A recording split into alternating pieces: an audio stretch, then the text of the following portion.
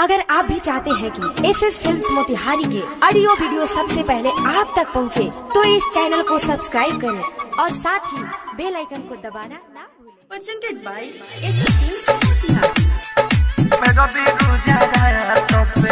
Music by Sona Sania, DJ Manish Raxaul.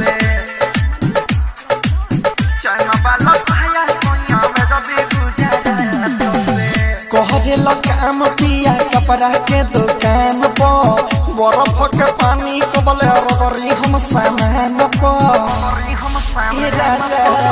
कहरे काम पिया कपड़ा के दुकान पर बर्फ के पानी कबले रगरी हम सामान पर चुअत पसेना बेना की कबले हाथ से चुअत पसेना बेना की कबले हाथ से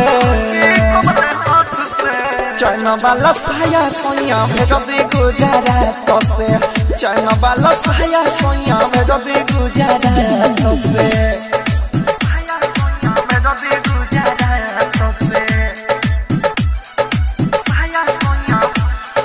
भेज दे गुजरात से सोना डिजिटल रिकॉर्डिंग स्टूडियो। चाइना वाला साया सोया भेज दे गुजरात। हाँ हाँ होके परेशानी भरी एही से बोली संगही में भेज दी हर बड़ वाला चोली ए राजा सुनो ना होके परेशानी भरी एही से बोली संगही में भेज दी हर बड़ वाला चोली सूती के कपड़ा तू हो चिनी हो धोके हाथ में सूती के कपड़ा तू हो चिनी हो धोके हाथ में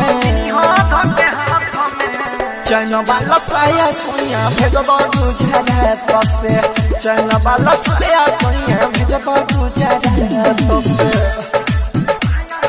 भेज दो गुजरात से साया सोया भेज दो गुजरात से सोना डिजिटल रिकॉर्डिंग स्टूडियो। चाइना वाला साया सोया भेज दो गुजरात। सुनी रतन रतने सपिया बुझी परेशानी राइटर संदीप किनी के भेजल बानी हाँ हाँ रतन रतने सपिया बुझी परेशानी सुधी रकिशन मिठू किन के भेजल बानी सौरभे सवार उंगली काटी अपने दांत से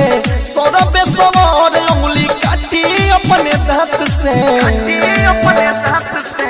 चाइना वाला साया सोया भेज दी गुजरात से चाइना वाला साया सोया भेज दी गुजरात से कहरे काम पिया कपड़ा के दुकान पर बर्फ के पानी कबले रगरी हम सामान पर चुअत पसेना बेना की कबले हाथ से चुअत पसेना बेना की कबले हाथ से चाइना वाला साया सोया भेज दे गुजरात से चाइना वाला साया सोया भेज दे गुजरात से।